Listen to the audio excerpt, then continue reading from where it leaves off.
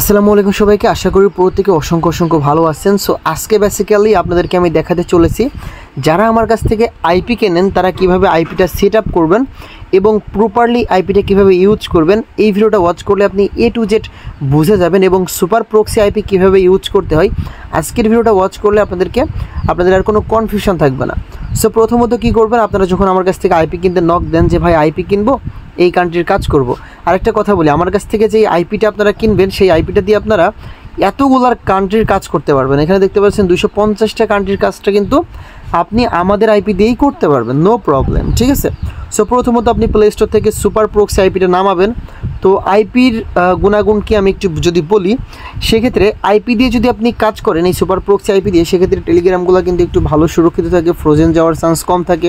যেহেতু এগুলো paid IP, so আপনাদের আইপিটা খুব ভালো দিবে। মানে আপনি যেই কান্ট্রির কাজটা করবেন সেই কান্ট্রির যে আইপিটা থাকবে আপনার ফোনের, আপনি যখন রিজনটা আইপিটা দিবেন আপনার ভিপিএনের, সো সেই দেশেই কিন্তু আপনার অবস্থানটা দেখাবে এবং খুব স্ট্রং একটা আইপি আপনাকে প্রোভাইড করবে। ঠিক আছে, সো অ্যাপ্লিকেশনটা ডাউনলোড করার পরে অ্যাপ্লিকেশনটা নর্মালি ওপেন করবেন। এখানে ওপেন করার পরে এখানে অ্যাড প্রক্সি বলে একটা অপশন দেখতে পারতেছেন, এখানে একটা ক্লিক করবেন। দেন এখানে সব কিছু এরকম থাকবে, নিউ প্রোফাইল, দেন হচ্ছে এটা এই শক্স S5 এটা থাকবে। দেন এখানে দেখতে পাচ্ছেন কিছু জিনিস আপনাকে দিতে হবে। প্রথমত হচ্ছে সার্ভার দিতে হবে আপনাকে। আরেকটা জিনিস আমি বলি, আমি যখন আপনাকে আইপি দিব তখন এরকম 4টা ফরম্যাট থাকবে। এখানে 3টা ফরম্যাট আছে, নিচে পাসওয়ার্ড থাকবে। পাসওয়ার্ডটা যদি আমি ভিডিওর ভিতরে অস করাই দিতাম সেক্ষেত্রে পাসওয়ার্ডটা পরবর্তীতে আবার চেঞ্জ করা লাগতো, একটু ঝামেলা।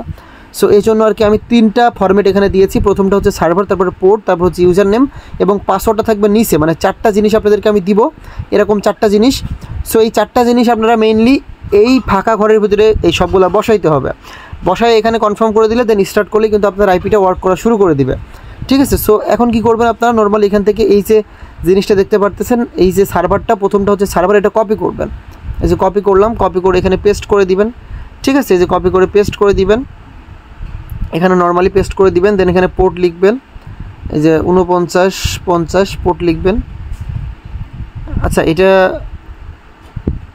এটা হচ্ছে এই যে দেখতে পাচ্ছেন এই জিনিসটা কিন্তু চলে এসছে এখানে, এই জন্য ইরোড দেখাচ্ছে, এটা আপনারা কেটে দিবেন। এই যে, এবং ছোটো হাতের অক্ষরটা যখন হচ্ছে আইপিটা সোলো কাজ করবে, এখানে বড় হাতের অক্ষরটা কেটে আপনারা ছোটো হাতের AS দিবেন। ঠিক আছে, এবং এখানে আরেকটা জিনিস দেখেন, এখানে নন আছে, এখানে আপনারা কী করবেন, ইউজার নেম এবং পাসওয়ার্ডে ক্লিক করবেন।